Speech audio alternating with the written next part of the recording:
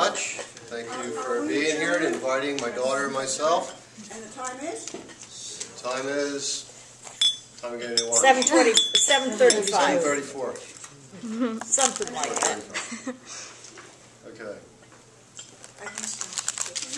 We'll go. All right. Now, I just jotted down a couple notes. I didn't want to omit anything here. I wanted to start out. My topic is really just the evolution of our farm. My grandfather had purchased our farm in 1914. He came from Brooklyn, New York. In Brooklyn he had 3 boys, a wife and 3 boys, and had a bar business in New York, and felt that it just wasn't a good environment for him there. So he up and moved to Hopewell, and our farm is about 3.5 miles on 518 heading towards Lambertville, between the towns of Hopewell and Lambertville. And basically, when he moved in, he had he came from Italy, and he had he had a vineyard in Italy, and immediately planted grapes. He started a vineyard right here in Hopewell at the farm, and he planted fruit trees. He really loved the land, and he loved it so much in Hopewell that he had 5 more kids. So I guess Hopewell was good for him. So I had lots of aunts and uncles. We always had big family parties. Fresh air. The fresh air was good. The fresh air was good. And the farm, when he started our farm, it was very, as most farms were back then, it was very self-sufficient. So we were talking earlier, he had dairy, he had a cow, a bunch of cows, he had a pig, a bunch of pigs, he had some chickens, he had, he had just the normal farm animals that you would have. And then they kind of lived off the land. Well, he then got involved planting, did you want to get in here? But he then got involved planting produce on top of the fruit. And then they had, as time was going, the family was getting bigger, he had more built-in help. So as the family got bigger, the farm got bigger. So we were farming our farm, and then he was farming quite a lot of the acres around our farm. And then he was growing all this produce, and a lot of the produce, I'm okay. The kids tell me I have a big mouth, so I talk over things all the time. But he would, they started growing all this produce, and they needed a market for it. So the market was to New York. That's what he was familiar with. So a lot of stuff went to the terminal markets in New York. A lot of this produce went to Philadelphia. So it was basically a self-sufficient farm with the animals, and then his income was derived now from the fruit that he was raising and the produce. Well, when the grapes came into being, he knew something about making wine. Well, because he had all the animals, when you have animals, you need a veterinarian. Well, the veterinarian that came to our farm was old Doc Stultz. And Doc Stultz became very familiar with my grandfather's wine also. So we'd take care of the cow before he drank the wine home. But Doc Stultz was a good guy, a real good guy. We all miss him a lot. Yeah. Doc Stultz, he had, I don't even know how old he was. Shouldn't have been driving, but he was driving. But he would come up to the farm, and he says, "Hey, Jimmy," he says, "I've got some holly for you down by the shop." I said, "Oh, really, Doc?" I said, "Yeah." I said, "We can use holly." He said, so Christmas time, he'd bring the holly up to the farm. Scared the heck out of me. But he drove it up and had this, I don't know what kind of car he had. It was an old Caddy, I don't know, but it had a huge trunk. It was a Caddy. Was it an old Caddy? Yeah. Huge trunk. I mean, he had more holly in that trunk than I could put in my pickup truck. I mean, he had a thing packed. But Doc was a great guy. But we had, so anyway, we didn't do any retail. Everything was wholesale at the farm, so it was self-sufficient, no retail at all. When my father, when he was getting older, he decided that he was going to do chickens. So he did a lot of chickens. He had about 10,000 chickens. And the chickens that he had, they're all housed. So he had them all coops, whatever like that. He had the chickens, the eggs that he had a ratio of roosters to hens, and he was doing the eggs to be fertile to go back to the hatchery so that they could propagate the chicks to distribute to the various chicken farmers. So my dad did that, and then sometime in there the market just went really bad, and he was just losing his shirt with the chickens. It was like the feed was expensive, and thank God he got out of there. So I was little. I mean, I vaguely remember these chickens, but thankfully, by the time I was really getting older, they were gone. Along with all the other farm animals. I mean, we basically, as time went on, we got rid of all the animals. I have 2 cats now. I mean, it's not that I hate animals, but and we have deer. We have a lot of deer that like to eat our stuff. But we have just the 2 cats right now, and I'm happy with that. Got to get rid of the mice. Well, the problem with animals is this. Like right now, I farm vegetables. We do produce. And the problem is, like, animals don't know Christmas and New Year's. They know that you have to take care of them every day. They don't know holidays. And like right now, after it freezes, my crops are all gone. They all die. And like, this is now my time off. I work up till Christmas. We sell trees at our farm. And after Christmas, that's kind of like January and February is kind of like my time off, if I have time off. And then I get to work on my equipment for the following year. So we do have greenhouses.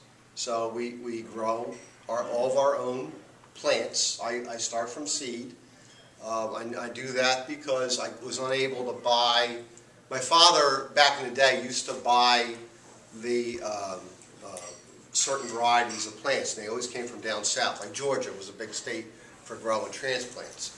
So he'd bring these transplants up, and then it was harder to get the varieties that we wanted, so we started growing our own. And now I just grow everything my own. I go to my seed catalogs, I buy the varieties that I like, and we have some amazing varieties of produce at our farm. We do. We're heavily into the older tomatoes, like the heirloom tomatoes. Probably what we all grew up with when we were kids have made a comeback now, and the flavor phenomenal. I mean, like we were kind of, that whole industry was transformed with. They wanted everything to look prettier, to hold up longer. So it got to the point where they were making these hybrid varieties that you can get a tomato. I can get a tomato, a hybrid, and drop it on that floor, pick it up, and it's still a firm tomato. And it doesn't taste like it. Doesn't have the flavor. That's the problem. That was the trade-off when they developed these varieties. The trade-off was flavor for a long shelf life. They wanted something that would travel cross-country, or you could take it home and hold for 2 weeks or a month, whatever, in the house. Heirloom tomatoes, I was probably one of the first farmers in this area to reintroduce them. And what I found out, interestingly enough, I was going through my seed catalog one day, and I'm going in the tomato part, and I'm going through, and I see this variety of tomato. It's called pineapple tomato. I'm looking at that, like, pineapple tomato, right? What is a... So I had to grow it just because of the name. So I bought... Now, keep in mind, we're a farm. I mean, like, for me, a trial is like 300 plants. You know what I mean? That's like nothing for me. So I put in, and that was like one field row. So I throw in one field row of pineapple tomatoes, and this was probably 20 years ago. I forgot all about them. I just forgot all about the field being there. What happened to go out in the field, and I'm just walking through, and I come across the biggest, these tomatoes. I'm looking at these tomatoes like this big, and split, and oh my God, look at that. What is that? Well, I'm a tomato hound. So I go out there, I wipe it off, I bit into it, and I was like, oh my God. it was probably around Labor Day that year. I bit into that tomato, the best thing I ever ate. I was like, oh my God. I had my guys go out there and I said, pick all those tomatoes. Kids picked them all, we brought them to the store. Every customer that walked in that store, I said, you have to try this. You have to try this. I gave them all away. I didn't sell one. I gave them all away. I said, you have to try this. These things are amazing. The following year, I said, I'm growing those pineapple tomatoes again. So I put them in, and I said, well, I was trying to talk them up, and I sold them for like a quarter of what I was selling these tomatoes I could drop on the floor for. And I'm like, just try these. These are really good. So people were trying them, and all of a sudden, it was like, over time, they were just catching on. Well, then I saw in my seed catalog, they had all these other varieties of heirloom tomatoes. So I'm like, gotta try them. Well, one year, I grew 55 varieties of heirloom tomatoes. And I was like, oh, the problem with that was, I tend to go a little crazy. But the problem with that is like so many of the varieties, it's like, you all can have your own variety that you grow in your backyard and call it like an heirloom tomato. And your variety might be so similar to mine that a lot of the 55 varieties that I grew were so close that I kind of eliminated a lot of them. So I kind of scaled it down, and today I'm probably growing maybe 15 to 18 varieties. And I really can't decide what to give up because I like them all so much. And I truly love tomatoes. I mean, I just like, that's my thing. So anyway, that's my heirloom story. But good stuff, and I like to grow them. They're a challenge.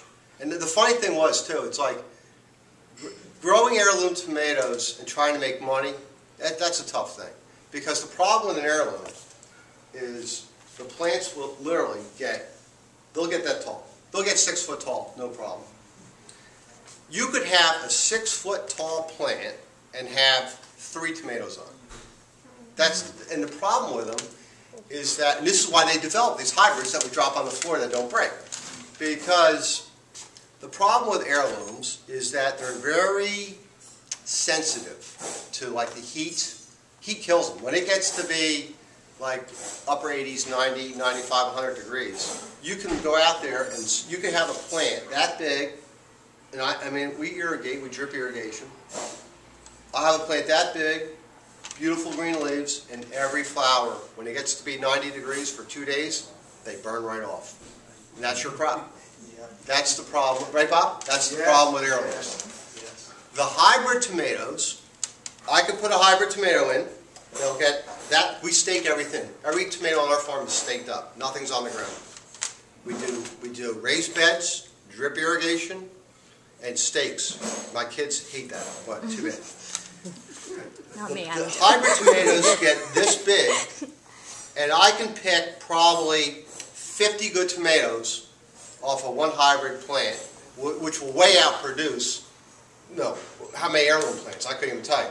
So I can make money with the hybrids, but the sacrifice is the flavor, and I'm all about the flavor. So that's why I'm still growing these things. I'm addicted. On the first tomato, I love them. In fact, the plants right now, I got them in the greenhouse, they're about this big, and I'm just like salivating. I'm like looking at them. So, but you guys have to come out, try these tomatoes, they're like phenomenal. The other thing I wanted to mention though, was my father, he died about 2.5 years ago. I'm sure a lot of you knew my dad, some of you didn't, but he was a good man. I miss him every day. I worked with him every day, and I do miss him. But he, after the chickens went bad, he was kind of doing more grain. He was a grain guy. So he was doing a lot of straw, a lot of corn, soybeans, and stuff. And then when we were little, I remember he started going back into the produce again. Well, partly was my grandfather, his father, who moved out here, was getting older. And I remember my dad saying, Pop, you need something to do. So my father went out and he planted maybe a couple acres of stuff that produce, like tomatoes and stuff. And that summer, when the stuff came in, he got a table, like a little kitchen table like this, and he parked it out in front of the farm. And he got an umbrella, and he put the chair out there, and my grandfather just gave everything away. And he didn't sell anything, but he was just there to talk all day. He just talked to whoever came in. But that's what he did. Guess that's how in the family, huh? That's it, yeah. Your father had that. So- I don't know where he got that from. Thanks, Steph. But my grandfather, it was good for him because it kind of gave him a sense of being. You know, he had a useful purpose to being there. And it kept him alive for a lot of years. So my dad would add to it every year, throw in like an extra crop so my grandfather can give it away. It was great. Is that how like the market kind of That's kind of like how the retail started with that table. That's how it started. And that was probably in the 50s, in like maybe mid to late 50s, I would think. And then, like I said, we didn't really do retail until then. And then when my grandfather died, my grandfather lived at the farm, and my mom and dad had gotten married, and they lived where where High Gila bowling lanes used to be. There was a house kind of like across the street from that, and there was an apartment that my parents had rented, so we lived there till I was probably, I guess, 6 or 7. Then my grandfather died, and then we moved up to the farm. And then as we were getting, my dad, you know, he didn't want us to get in trouble, so for us not to get in trouble, he just said, I'm going to start planting more food, and you guys are going to work. So we never had a summer off. I was never bored. I mean, we just, you know, we did a lot of work. Yeah, it's like child labor laws. There were none. Yeah, he didn't know anything about child labor laws. But anyway, but it was good though. I mean, I wouldn't give up my childhood for anything. I mean, we didn't, like the only day, we would go to the shore like one day during the summer, and it was raining because we couldn't work. So we go to the shore in the rain. Everybody else is going down in the sun. You know, we're going out with an umbrella, but it was fun. We go to Seaside Heights and play the arcade. But so it was all fun. But we had so we started doing more farming. As we're getting a little bit older, we were able to do more stuff, and we started picking up more and more, and then we started doing a mix of wholesale and retail at the farm. And when I was old enough, you know, all of our friends needed money, so finding labor was easy because they all wanted to work. So I would just say, you want to work? Come on. So I can get like 10 guys to work like that, no problem. But you ask me today to get 10 kids to work, forget about it. Wouldn't happen today. But so we were doing like a mix of retail and wholesale. And when I think back, my father, he had me driving a 16-foot stake body truck. There was an auction market in Hightstown, New Jersey. I would drive this thing, 16-foot truck, at 16, to Hightstown. I wouldn't put my kid in that truck. And this truck was old then. But anyway, so I'd go to Hightstown, fill that truck up, and we wholesaled a lot of stuff. We had several markets like ourselves come to our farm to get their supplies, and we were supplying some supermarkets. And as time was going on, and I got older and stuff, and my father, you know, he was like, I don't know, he just liked handwork. And he'd have us go out there, and we'd be hoeing all summer and chopping weeds. And then all of a sudden, somebody says, you know, there's this stuff called herbicide, which is a weed killer, that will kill all that grass that you guys are having to hoe. So we said, oh, really? So we started using a little herbicide, and we started getting rid of all that grass. But then the thing was, we went from basically farming, when I got a little bit older, I bought some bigger equipment, and we went from farming maybe 30, 40 acres to, I got up to like 150 acres. And we were doing 150 acres of produce, and that's a lot of produce. It was all about 75 acres of sweet corn, maybe 40 acres of pumpkins, and then the rest was like a lot of tomatoes. Always grew a lot of tomatoes. Melons, a lot of melons. But anyway, so we kind of did all that farming, and then, you know, we're somewhere in the middle of that. I had the idea that one winter I said, boy, you know, our season ended at the end of October. So one year I said, boy, I'd like to make a little money to go buy some Christmas presents. So I said, I'm going to sell Christmas trees. I was probably like a little younger than my daughter. I was probably like maybe 24 or something like that. And I hooked up with this guy, and I remember the first year thinking, I don't know, how many Christmas trees are you going to sell? 100. I'll buy 100 trees. So I bought 100 trees, and they were the biggest, ugliest trees you'd ever want to see. They're a big, fat Norway spruce that they wouldn't fit through that door. They would not fit through that door. And I'm thinking, oh boy. And they were heavy. But I was a pretty strong kid. So I remember these customers are coming in, and I'm thinking, all right, well, I sold a tree. Now what? So I guess I have to, can you wrap it up for me? I'm like, huh? Wrap it up? What? Oh, I can't get it home. I'm like, oh, okay. So I go in the barn, I find some bale rope. I said, all right, I'll try to wrap it up. So I try to wrap it. Well, the first tree I wrapped up, the person was there for lunchtime. They were still there at dinner time. It took me like all day to wrap up this stupid tree. Well, by the end of the season, I was getting pretty quick. I had it down to maybe 5 or 10 minutes, and I got it in pretty good. But, oh, they were heavy. So I remember that second year I sold trees. And I had them in the barn. I don't know if you've ever been to our farm, but we had this old carriage house that we used for our market and stuff for vegetables. And I remember I had, oh gosh, I probably had like 10 of the ugliest wreaths that you'd ever want to see hanging on the wall that I made. I thought they were pretty good. And I had, they were nasty. They looked like, yeah, you get it at Walmart or something. But I had the wreaths, I had these trees, and my back was killing me. I remember my back was really sore. So I said, the following year comes around, I said, got to be an easier way. So I saw this thing, it was a tree baler. I said, wow, a tree baler. And what it was is like, I wish I had invented this thing. I wouldn't have to be working today. It was like this fiberglass funnel that was fatter at one end and got skinnier, and you put this net on it. We have them at the farm today. You put you get the tree, you get the butt of the tree, you just put it right to the fat end, you pull it right through, and the net wraps it all up. It was taking me 5 to 10 minutes, but I was good. This is now like 30 seconds or 5 seconds, and you're all done. So anyway, we have a bunch of the tree things now, so we've like improved a lot. It's, like the longer you do something, you figure out the better ways to go about doing it, and we've been doing it for so many years now that we have a pretty good handle on it. So we kind of like extended our season a little bit with the Christmas business, and that's going to work out good too for your ornaments. We have a pretty, I think we have a pretty good amount of business coming through. So I think we can really help you guys. I'm sure we'll be able to sell this. Now, if you have the old ones, I'm not sure if people will be in that mindset, but if you want to get them to us, I'll try to sell them for you.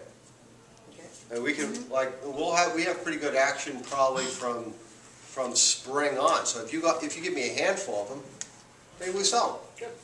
And then we'll just we'll have a little spot in the store for them, and if someone sees them, we'll say, to benefit the Hopewell businessmen. Yeah, we have a laminated sign. Yeah. So you get me the ornaments, and we'll see what we can do for you. And then I'm thinking, like, certainly at Christmas time, when they're buying a tree, they're going to want to put an ornament on a tree, right? That'd be beautiful. Good. Every year they can add a new. Do you date them and stuff? Well, they weren't dated. We went without a date. But I think you're better off, to be honest with you. I wouldn't put a date on them. But there won't be any more of the gazebo, or there won't be. Yeah, but I'm saying, like, did it have like 2000? What was last year? No. 2011. No, it has no date. Yeah, but that's fine. That is a limited edition of that. Right. And so. So actually, they're more valuable. They are more valuable because. So we ought to try to get like $15 or $20. Well, we could try anyway. So I don't know what we had. I'm going to tell you a funny story because this is just too good. We had with my dad. My brother, he's like a year younger than me. Oh, jeez. Well, Stephanie knows this story. Well, we have, if you've ever been to our farm, we have like this awning, which is out in front of the barn. And we used to take it down, and we take it down every year and put it up every spring. Well, when we built it, do you remember Nick Giuseppe? Well, Uncle Nick, he's like always at the farm. I called him Uncle Ned. And he helped us. And we had these fiberglass things, and we hinged them. So basically what we did was we had it, so all we had to do was we'd attach the frame top to the barn, and then just basically lift up the top, and then we had these 4x4s that we just set in the ground and just kind of bolt it. So it worked out really good. Well, my brother and my father and I were putting this thing up, and in the spring, and so my father, he was going to hold it up. My brother and I were going to put the 4x4s on the awning. Well, my dad, he's holding it up, and he sneezed. And when he sneezed, his pants went right down to his ankles. So he's holding the awning, and my brother and I were like laughing. We were on the ground crying. Come on, you guys! He wouldn't let it go. Cars are going by, and he's standing there in his underwear. Oh my God. Oh my God. And we wouldn't help him. That was the funny part. We just let him out there. We followed him though.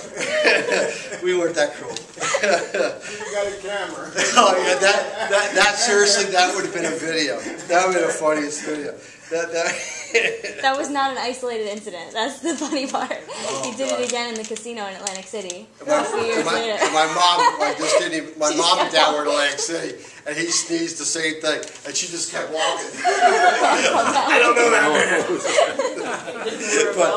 but no, he had a bell. I don't know. He used to have a healthy sneeze. But I guess the last thing I really wanted to say was, we kind of, in the evolution of our farm, we did change things up.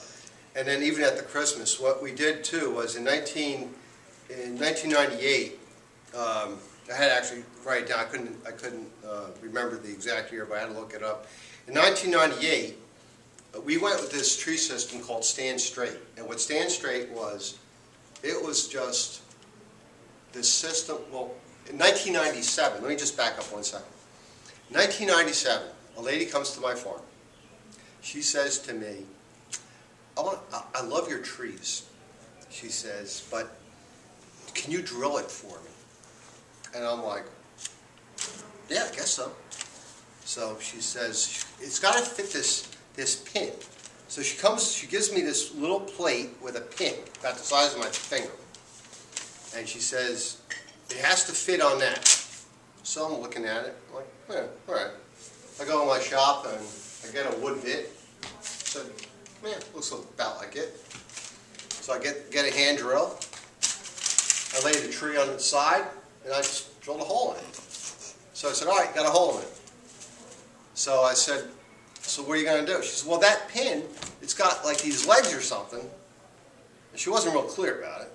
She's got these legs and it'll stand up straight all by itself. I'm like, really? So I get the plate and I put it in. I'm like, just kind of put it on the ground and the tree's going like that. I'm like, this is not going to stand up. I said, ma'am, I don't know. I said, what is this thing called? She says, straight something or whatever. Well, I did a little research. It's called Stand Straight. And it is the best thing I've ever done. What it is a drill bit. And there's a drill bit that is actually tapered. So the bit itself is fatter on the bottom and gets skinnier as it goes up to the end. And what you do, I get the Christmas tree, and it's a whole system. So they have a drill press, like this chair will say it's the drill press, and the drill bit is underneath the chair. And then there's a handle that I push that raises the drill bit. So the tree sits right here. I push this handle and the bit goes right into the bottom of the tree, putting this tapered hole in the bottom of the tree. And then there's a whole thing, like there's a tree stand. So here's a tree stand, and it's got that pin in the middle of it, and it's got these 4 legs. Simplest thing you ever want to see. You take that Christmas tree and you put it on that little stupid 4-inch pin, it is not moving. It's not falling over. It's tight and it's perfectly straight every time. The best thing about it is, like, I don't know, like Today's Christmas trees, I don't know how many of you all do Christmas trees, but today's Christmas tree, Fraser fir is really the #1 tree right now. Back in the day, Scotch pine. You all remember that. Scotch pine were Christmas trees that everybody used. And those damn things, you can have a Scotch pine trunk that would look like that. It would literally grow that crooked. But with this stand straight, it doesn't matter what the trunk does. Because all it does, you're getting 2 points. You're getting the top of the tree, and the trunk could be like that, and it could grow like that, it doesn't matter. You cut it, you put that damn thing in that base, and you poke that hole in it, and you look at that hole sometimes, it could be way off to the side, you look at it like, there's no way that's straight. It's always straight. It's perfect. And the only time it's not perfect is if we mess it up. But I'm like a fanatic. I mean, I tell my guys, I say, this customer's tree is depending on you. Do not mess this up. But it is fixable if we do, but it's like unbelievable. So we went to Stand Straight, and that's the big thing we do at our farm. And if anybody comes up to my farm, first thing I'm going to say is, Nancy, do you have Stand Straight? And you tell me no, I'm going to be on you. You have to get this stand. And then I had people that come up there, they say thank you. They thank us. Because like they used to fight over a stupid Christmas tree, and there's like nothing. It's like boink, up, done. And you could put that up yourself. Stephanie could put her own tree up. She could put up an 8-foot tree by herself. That's how easy it is. So it's a good thing. But the last thing I wanted to talk about, well, I want to get into, just mention the co-op, but Stephanie, I'm going to let her handle the co-op. But interestingly enough, at our farm market, and I just have to mention this because we had in our market an old brass crank cash register, right? And then we had the old scale. It had like the face on it with the numbers and like a little metal tray that you put an apple in or whatever, and you put it in there and you weigh it and you come up with a price.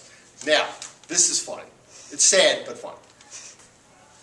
I don't know how many years ago, Stephanie, do you remember the crank? I remember it, yeah. You actually had to know math to be able to ring someone up. We had college, this is no lie. This is no lie. Stephanie was probably, how old are you? 25, I'm 26, I was 26? maybe 5. So you might have been 5, right? Yeah. So let's go back 20 years. We had college people working. If Something weighed 2 pounds. If we were selling a tomato for, I'll round up the numbers, $1 a pound, and it weighed 1 1/4 pounds, they couldn't figure out the price. Really? I saw that for sure. Really? Yes. So, okay, we have to buy computerized scales. Are you kidding me? So I spend $2,000 to buy 2 stupid scales because they couldn't figure out a tomato weighs 1 1/4 pounds at $1 a pound, costs $1.25. Okay, that's pretty bad. But we still had our old crank cash register that we loved. Well, the customer for that $1.25 tomato gives me $2.25. Can't figure out the change. Then I had to buy electronic cash registers because. Should have got new kids. Are you kidding me? But this is the sad Should have part. hired Marilyn. This is the sad part that it was a whole generation. There's like something lost there. It's crazy. Common sense. Yeah, they don't have it. I don't know what they teach in school now, but it's not that. It's crazy. I've had them get. Remember when the Susan B. Anthony dollars were out and they were doing all this weird stuff and $2 bills and all that stuff? They didn't know what it was. And I'm like, oh God, this isn't good. Then people stopped bringing cash altogether. Yeah. Well, They had to get credit card. now we had, yeah, so I had to talk to Nancy, like I don't know how many years ago now. And I said, Nancy, my father, we're not doing credit cards. Yeah. We're not doing credit Yeah, I cards. remember that. So I said, Dad, we have to take credit cards at the farm. I said, I'm telling you, we're going to have to take credit cards at the farm. No, we're not doing that. All right. Well, the first thing we sell at our farm is Easter flowers. The first probably 6 customers that came in, put the plastic on the table, said, we don't take credit cards, sorry. So we lost, there was at the time, I think there was a Wawa by the farm. and they had a PNC they had an ATM in there. So I said, well, there's a Wawa right down the street. You can maybe get some cash out. They have an ATM in there. Well, 2 of them came back and 4 of them didn't. And I remember, like yesterday, I went down to the bank. I said, God, set me up. I need to take credit cards. And then that's kind of where we are now. So we take credit cards at the farm. So, and a lot of people are kind of surprised because, we are a little farm market, and they're kind of surprised that we do take it. But, really, it's just crazy. I really, truly believe that we're all going to live to say in the near future, there's going to be no more money. It's just going to be all electronic money. That's all it's going to be. There's not going to be any, I don't know. It's gotten a little nuts. Well, anyway, that's really about all I have to say. I'm going to let Stephanie talk a little bit. Jimmy, before Yeah. Stephanie, I want to tell you a story, and you all know this story. Your mother knows this story. But I just want everybody to understand something in here. The best tomatoes in New Jersey, right there. Thank you. Now this story consists of my friends in North Carolina. Artie was from here, Mary was from south. Okay? Well, I always took tomatoes to my brother in New York. And I'd go to your father and I'd say, well, don't give me a lot, but give me some nice red tomatoes. And my brother loved them. But okay, so I'm going south to North Carolina with my friends. So I go in to talk to your father, Jimmy, and I said, Jimmy, I want a bushel of tomatoes. But I don't want them ripe. I want them to be ripe maybe in 4 or 5 days. Right. Okay? And I'm thinking that once we get there, they're going to make tomato sauce. They're going to love it. Okay, we get down there, and yes, they made tomato sauce, but you pass them out to their friends down south. But tomatoes down south are like cardboard. Oh, yeah. Well, I got calls from south for I don't know how many months to tell us how great this Samsung tomato was. Thank you. That's very, very kind. Thank you. Thank you. Your mother knows that I bought tomatoes. Well, thank you. That's very kind. I didn't think you ever knew that. It's funny though. We've had over the years a lot of customers that have moved to different parts of the country, and we actually have attempted, and they actually did work. We had one customer wanted heirlooms, and we packed them. And I'm like thinking, oh man, I don't know how they're going to make it, because like problem in heirloom too is that when we pick them. They will crack. This is how bad they are. They will crack in the field they can be perfect in the field, and the ride up the lane, which is not rough, they will crack. The skins are so thin. But that's also part of their beauty when you eat them. Like with the hybrid tomatoes, you eat the tomato and you can't get rid of the skin sometimes because it's so thick, whereas the heirlooms it's a thin-skinned tomato. And they're a pleasure to eat, and they're so cool. The colors are amazing.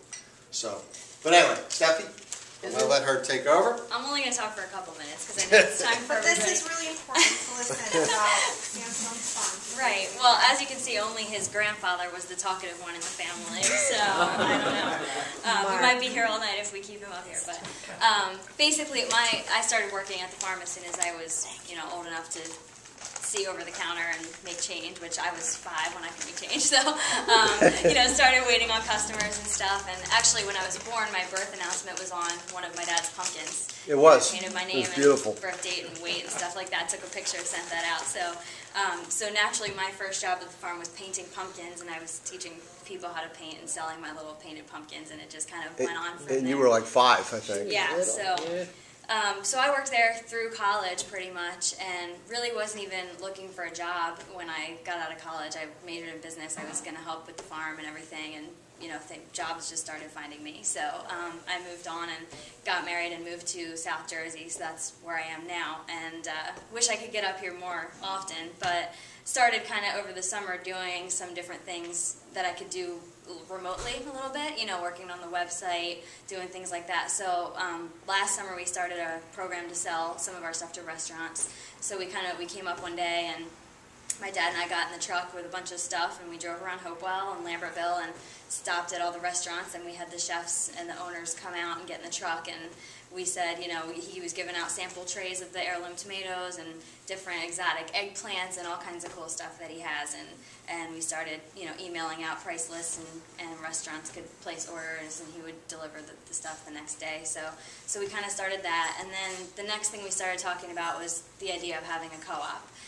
where, you know, some of our customers that have been coming for years, people always kind of wanted to do a pick-your-own kind of thing at the farm, and he was really very resistant to that.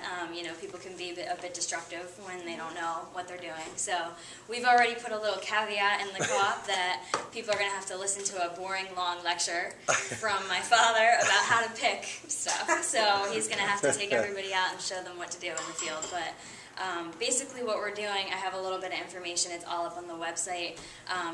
You can join our co-op for as little as $50, but there's a whole bunch of different levels of membership, and it's pretty much just, it's an insecticide-free portion of our land where people can come pick their own if they want to. I'm sure we have a lot of people who probably don't care to do that, so we're also going to be sending out lists of what we have each week. People can place orders, and we'll just, you know, And it'll be on your email. If you have an email account, it'll all be through email.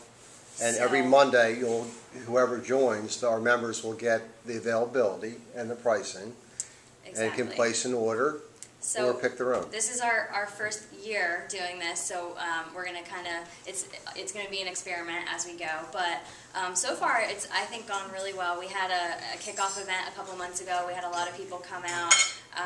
You know, we did a survey of what kind of produce they want to see out in the field to be able to pick. So we're trying to get people's input. All that is still up on the website. So if you know, if you guys get a chance, you know, to go on and take a look, let us know what you want to see. It's sansonsfarmmarket.com.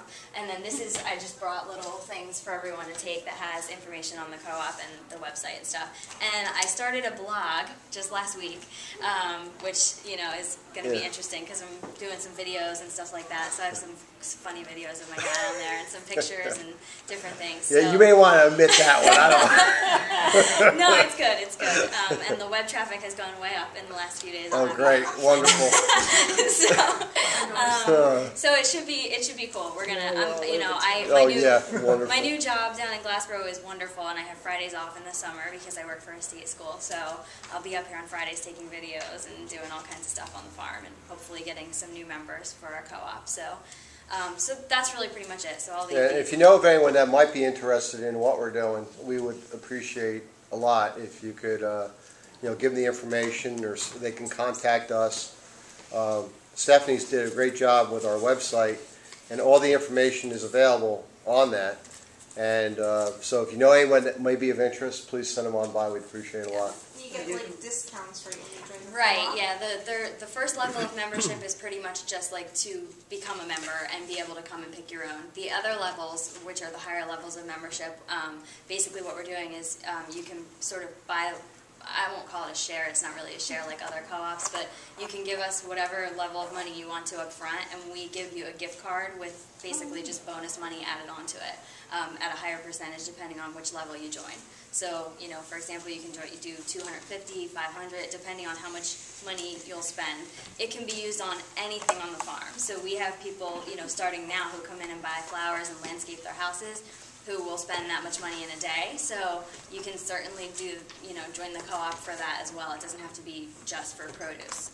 You know, even people who just come at Christmas time, they can do it too. So you're not limited to 3 heads of lettuce. Exactly. No, right. 2 carrots. See, and You can get whatever the you beauty want. is you can get what you want. Right. I'm not going to give you a bag of lettuce if you hate lettuce. Right. You can get whatever is on our website.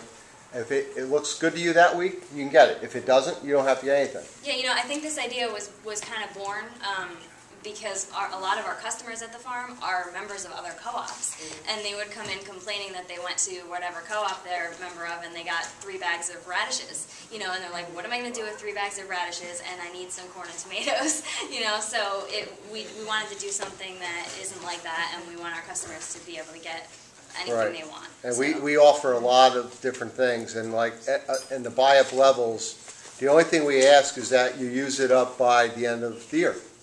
We're open till Christmas. So if the customer comes in and they want a beautiful Hopewell ornament, That's right. They can use it for Yes. they can buy it. And you know I'll be pushing that. I just want to say, just a little commercial to them, their centerpieces, like these pictures don't do them justice. If you need a gift for someone, you really don't know what to do. Like, they have mini Christmas trees, centerpieces, really good prices, and it's like Thank you. a perfect Thank you. gift. Thank you. And if you want to eat healthy, come up with a really good idea, because it'll force you to go and pick healthy foods. Best tomatoes in New Jersey. We appreciate it. Yeah, I don't even like tomatoes that much, and I am I'll like, be honest. I'm not you know, the biggest tomato the fan. funny thing is, like, I come to a restaurant like this and there's a tomato on the plate. I'm like, oh. I know. I pull the tomatoes out whenever I go to. I just can't do it. When they're like pink on the outside and white on the inside. Well, your corn is a special corn, isn't it? Our corn corn is is phenomenal. Well, I'll tell you It one. is- I'll tell you a quick story about the corn. And this was just we've done this many times. We always have a taste test with the corn, where we'll like buy corn at the grocery store, we'll get it somewhere else, and then we'll make a couple of ears of that corn, and I'll stick toothpicks in one of them, and then we'll get his corn. We'll give them to people and have them try them, and you can tell the minute, you don't even have to taste it. The minute you pop the first kernel, you can tell which one is his corn, because it's just the way it pops off, and then the minute you taste it, it's on a whole different Yeah, level. and the funny thing is, like, sometimes in farming, you could try to plan things like so it's perfect, but when you're dealing with weather, you're dealing with animals, you don't know what's going to happen. Now, Right. my intention when I start planting in the spring is like I plant, like the way sweet corn works is you plant every X number of days. It works out to be almost once a week. So when you plant, you basically get one good ear of corn off of one stalk, and then it's done. So I plant throughout the season. I'll plant maybe 10 times so that I'll have all this corn coming in all during the fall and summer. Well, all of a sudden, you'll have like 4 or 5 hot days, hot and humid, and I still haven't figured out how this happens. If I plant the corn every week, how does it all come in at the same time? Still haven't figured that one out. So then, I'm like, all right, well, when that happens, that means I'm going to be out of corn at some point. And then I try to I call my buddies. I need a little bit of corn. All my corn came in at once, blah, blah. I get their corn, and then my customers will say, this isn't your corn. Corn. Yeah, And you absolutely. can tell. Yeah. Yep. I mean, I can tell. And the problem is, it's like, it must be the soil, because they'll grow the same varieties as me. Our tomatoes are better, our melons are better, our corn is better, and I'm like, okay, must be the ground. I think it's his personality. Talking to plants helps them grow. Yeah. That could very well be Yeah, the case with this. I just have a quick question. Yes. What's the easiest thing to grow in your home garden? And what's the hardest? Like, Weeds. Weeds grow so easily. The best, Everywhere. right? I have weeds growing. I have weeds